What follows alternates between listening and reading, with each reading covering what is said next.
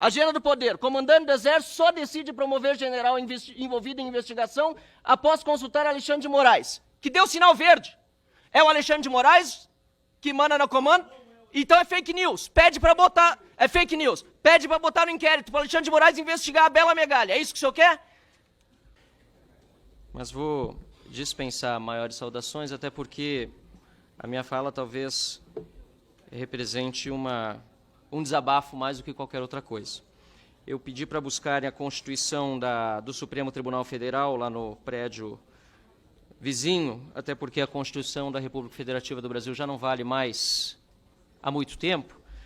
E o artigo 142, colhido lá nessa Constituição do Supremo Tribunal Federal, diz o seguinte, presidente: as Forças Armadas, constituídas pela Marinha, pelo Exército e pela Aeronáutica, são instituições nacionais, permanentes e regulares, organizadas com base na hierarquia e na disciplina, sob a autoridade suprema do ministro Alexandre de Moraes. E eu faço essa leitura aqui da Constituição do Supremo, já mencionando que retiraram o resto do artigo 142, que dizia o seguinte: e destinam-se à defesa da pátria, à garantia dos poderes constitucionais e, por iniciativa de qualquer destes, da lei e da ordem. Por que eu digo isso, senhor presidente? Porque o que nós vemos acontecer hoje é um desrespeito à Constituição flagrante do ministro Alexandre de Moraes, da Suprema Corte, e a reação das Forças Armadas é de complacência, e do Ministério da Defesa também. Eu gostaria de ver o general do Exército, Tomás Miguel Paiva, ter a mesma veemência de criticar os abusos de autoridade do ministro Alexandre de Moraes, a mesma veemência que ele tem ao falar do custo da refeição dos militares. Na minha visão, senhor presidente, a agressão ao Estado de Direito do Brasil e à Constituição é algo gravíssimo, e é o que a população brasileira está vendo todos os dias.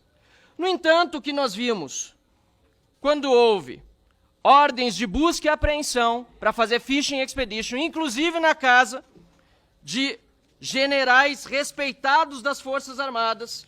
Nós temos aqui os nomes do Estevão Teófilo, Braga Neto, Freire Gomes, Paulo Sérgio Nogueira, Augusto Heleno. O que nós vimos é que o Ministério da Defesa e o Comando do Exército foram informados antes e consentiram. Está na mídia. Está na mídia. Está na mídia. PF avisou o Comando do Exército na véspera sobre operações contra militares. Como não, ministro? Está aqui. Eu não estou absolutamente desmentindo. Está aqui. Só feito é isso. O que acontece é o seguinte: é de praxe, quando a Polícia Federal vai fazer uma operação, avisa antes que vai lá. Ministro, mas se é fake news, tem que botar no inquérito. Vou aguardar. Se é fake news, tem que botar no inquérito. É fake news ou não é? É verdade ou não é, ministro? É verdade ou não é? PF avisou o Comando do Exército na véspera. Não, o ministro, vou pedir desculpa, Marcel, o ministro mas vai é que o responder ministro em bloco. interrompeu. Vossa Excelência mesmo pediu, e os outros deputados, que nós passássemos para 5 parlamentares até a resposta. Então, eu ampliei de 4 para 5 para dar celeridade. Então, vou pedir também para o ministro. E o pior, presidente, ainda que tivesse sido apenas avisado, depois de realizado, ministro, depois de realizadas as buscas e apreensões completamente ilegais, o mínimo que se esperava das Forças Armadas e do Ministério da Defesa era solidariedade com aqueles que estão sendo perseguidos injusta e ilegalmente. Membros da reserva e membros da ativa que não podem ser presos, salvo em flagrante, inclusive Mauro Cid ainda preso. Cadê a solidariedade institucional? Ou o Exército, as Forças Armadas Brasileiras e o Ministério da Defesa vão corroborar com essa narrativa mentirosa de que houve uma tentativa de golpe. Porque se corrobora, para ter a tentativa de golpe, teve, de alguma forma, a participação do Exército. O Exército está dando tiro de canhão no próprio pé? Senhor presidente, eu acho vergonhoso o que nós estamos vivendo, porque depois dessas notícias que nós vimos sobre a participação do ministro do Supremo, Alexandre de Moraes, autoridades policiais, negando ampla defesa, direito a contraditório, publicidade e revogando o Código Penal Militar, ou ele ainda existe? Depois disso tudo, nós acompanhamos em todos os meios de comunicação, por exemplo, o Sul, lá do meu Rio Grande do Sul, as frequentes conversas entre Alexandre de Moraes e o comandante do Exército. O Globo, Bela Megalha, as frequentes conversas entre Alexandre de Moraes e o comandante do Exército. Agenda do poder. Comandante do Exército só decide promover general envolvido em investigação após consultar Alexandre de Moraes, que deu sinal verde. É o Alexandre de Moraes que manda no comando? Então é fake news. Pede para botar... É fake news. Pede para botar no inquérito para Alexandre de Moraes investigar a Bela Megalha. É isso que o senhor quer? Comandante do Exército consultou Moraes antes de escolher general citar no caso Marelli. Fake news, presidente. Peço encaminhar o inquérito das fake news, que o general do Exército proteja a sua corporação e peça ao ministro Alexandre de Moraes que tome providências. Ou então, o Exército está subjugado ao ministro Alexandre de Moraes e ao STF.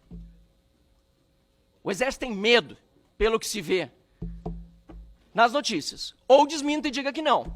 A farda de nada serve, não só do Exército, como das demais forças. Se tem medo de uma pessoa, enfrentem o ditador.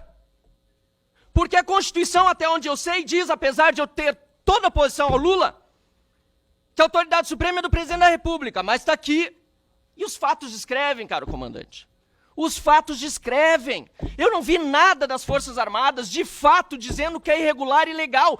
Cid está preso. Ilegal inconstitucionalmente. E Vossa Excelência nada faz. O senhor nada faz, nada diz.